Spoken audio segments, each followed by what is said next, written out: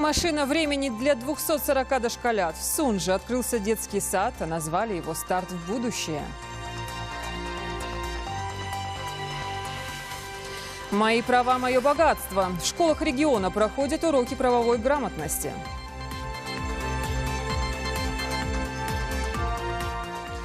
Готовь машину осенью. Сотрудники госавтоинспекции предупреждают, пора ставить зимние шины.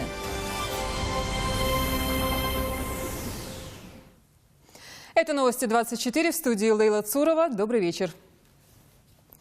Старт в будущее объявлен главой республики для 240 дошколят. Такое жизнеутверждающее название получил открывшийся сегодня детский сад в Сунжинском районе. Современное дошкольное учреждение – подарок компании «Роснефть». Строили в рамках пятилетней договоренности с руководством региона. Впереди еще много совместных проектов, реализация которых порадует жителей Ингушетии. Хава Султыгова о празднике детства. Новый детский сад смогут одновременно посещать 240 ребят. Его открытие особенно важно, так как сельское поселение Орджоникидзевское – одно из самых густонаселенных в республике. Здание детсада состоит из 4 корпусов. В 3 находятся дети, в 4 – персонал. Во дворе много игровых площадок, рассчитанных на разный возраст и интересы воспитанников. На 1-м этаже большой бассейн, медпункт и кухня. У каждой детской группы своя раздевалка со шкафчиками, игровая комната и спальня. Инициатива идет от главы республики, потом уже и многие люди приложили к этому садику очень много труда и сил. Я всего лишь являюсь заведующей.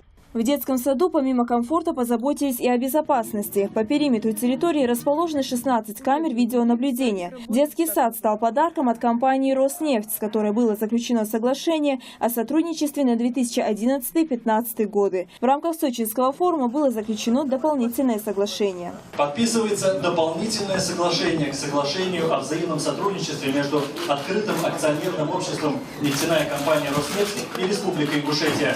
От имени «Роснефти» дополнительное соглашение подписывает президент, председатель правления Сечин Игорь Иванович. От имени субъекта Российской Федерации дополнительное соглашение подписывает глава Республики Ингушетия Евкуров Юнусбек. «Роснефть» будет участвовать в социально-экономических проектах. В частности, планируется строительство крытого ледового дворца в Магасе и культурного центра в Назране. Сегодня представители различных министерств и ведомств во главе с Юнусбеком Евкуровым присутствовали на открытии детского сада.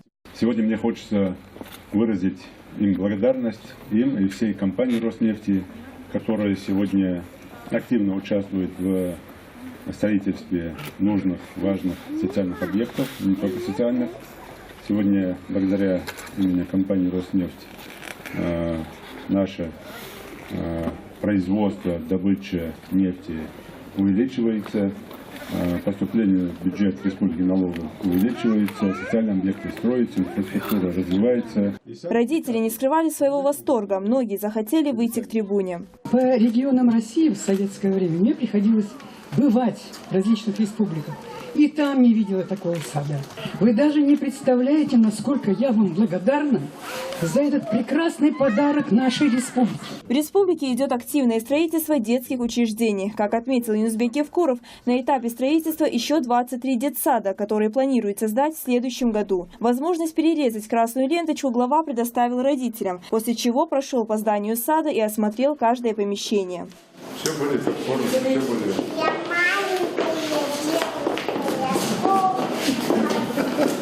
Открытие детского сада позволило не только частично решить проблему очередности, но и создать дополнительные рабочие места. В завершении праздника Евкуров поручил заведующей детского сада принимать на работу специалистов только после заключения годового контракта и ставить перед ними конкретные задачи. Хава Султыгова, Тимур Карахоев, Новости 24.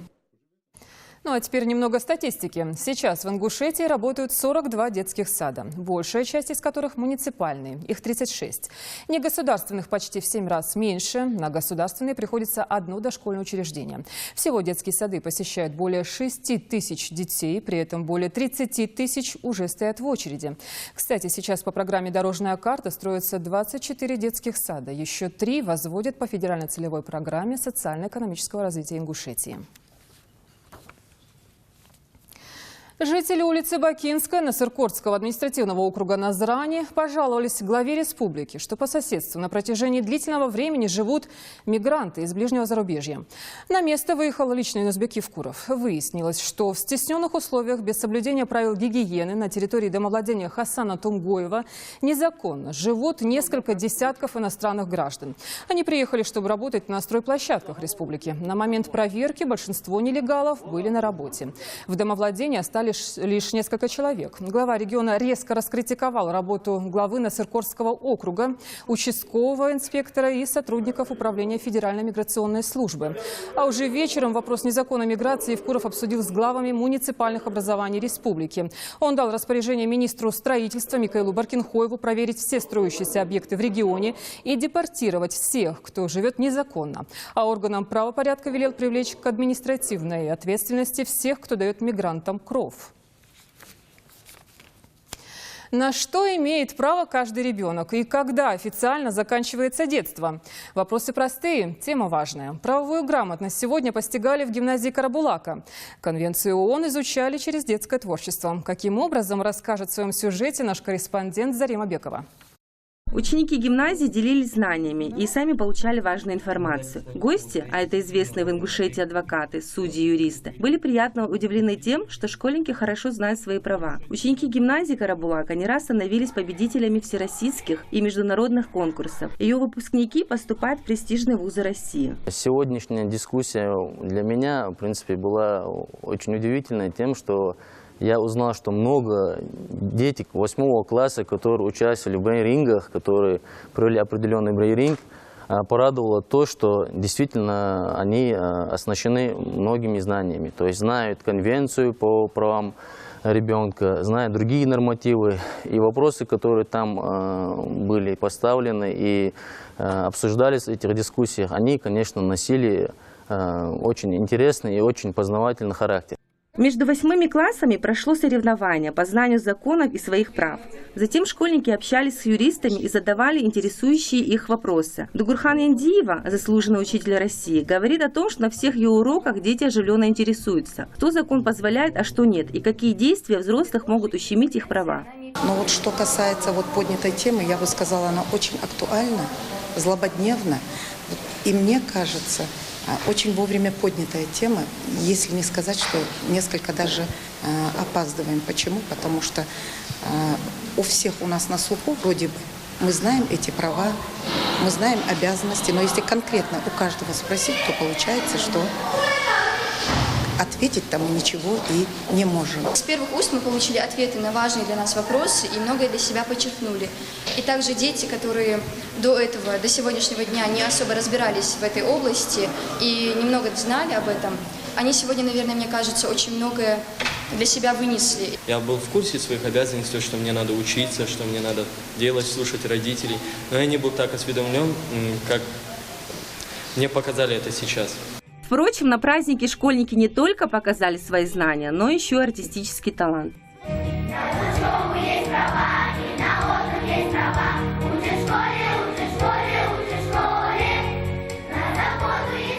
Зарима Бекова, Рахман Суров, Новости 24.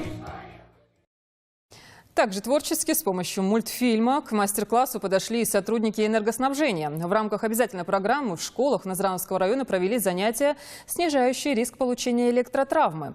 О правилах осторожности и безопасности расскажет Милана Хашагульгова.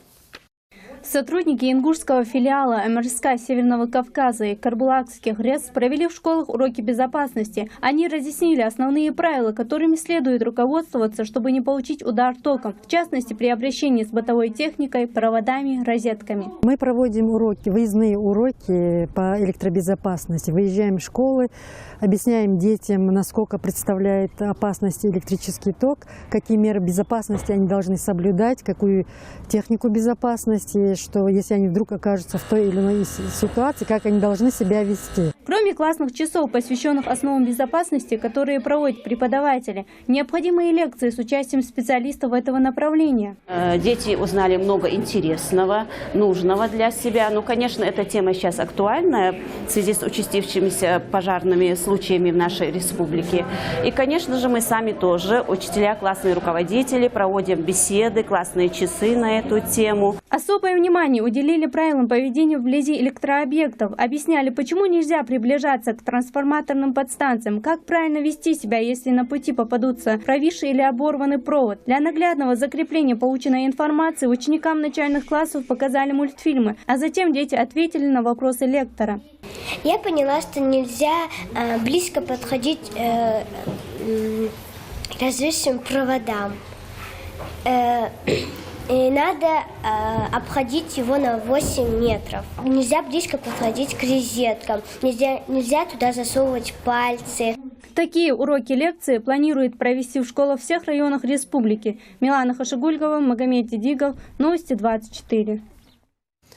Эффективно ли работают муниципальные антинаркотические комиссии? Именно под их контроль еще на ранней стадии должны попадать наркозависимые люди. Руководитель Федеральной службы по контролю за оборотом наркотиков Виктор Иванов провел видеоконференцию с региональными отделениями.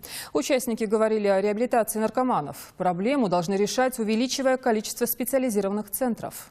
Муниципальные антинаркотические программы и муниципальные образования республики и других субъектов федерации будут основной упор делать на конкретных лиц, которые страдают потреблением наркотиков. Существует деятельность включения сертификатов, то есть данные сертификаты будут выдаваться конкретному лицу, который страдает заболеванием наркомании, и данное лицо по данному сертификату будет уже проходить медицинское обследование. На федеральной трассе М-29 произошло дорожно-транспортное происшествие. Водитель «Тойоты» не справился с управлением и врезался в КАМАЗ. Помимо водителя в машине находился пассажир. Благодаря сработавшим подушкам безопасности ни тот, ни другой сильно не пострадали и были доставлены в ближайшую больницу с легкими ушибами. Причины ДТП выясняются. Ну а сотрудники госавтоинспекции проводят работы по проверке состояния дорог республики и их готовности к зимнему сезону. Впрочем, заботиться о собственной безопасности должны и сами водители. Замена шин – это план минимум для каждого автолюбителя. Напомним, летняя резина значительно увеличивает тормозной путь, а значит, растет риск дорожно-транспортных происшествий. Водители, не справляясь с рулевым управлением, в местах, где образован гололедица, теряли управление. Такие факты нами были отмечены.